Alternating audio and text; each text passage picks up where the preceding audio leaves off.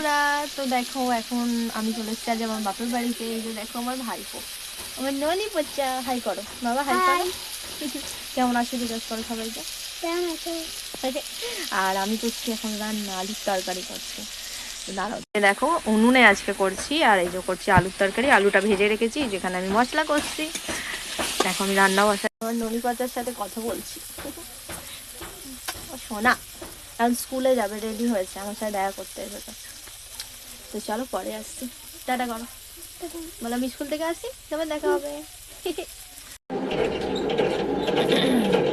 এদিকে দেখ,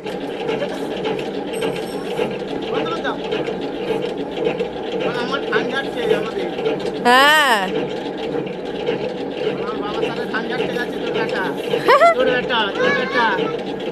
এখানে একটা মজার জিনিস দেখলে তো, আমার ভাইপো হচ্ছে ধান মানে ওই মেশিনটা আর কি চালাচ্ছিল। আজকে আমাদের ধান ঝাড়া হচ্ছিল, তো আমার ভাইপো ওখানে মেশিনটা একা একাই চালিয়ে ফেলেছে। তো সেই জন্য আমি ভিডিও করছিলাম, আমার বাবা আমাকে বলছে যে ভিডিও কর, ওর বাবাকে পাঠাবি।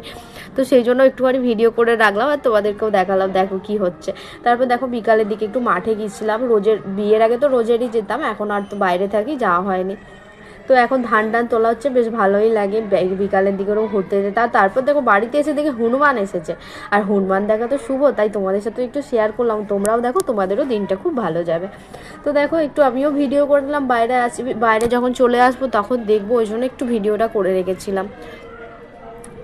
আর তারপর দেখো সন্ধ্যেবেলা বাড়ি এসে একটুখানি চা বসিয়েছি, সবাইকে চা দেবো আর কি, ওই জন্য চাটা বসিয়েছি।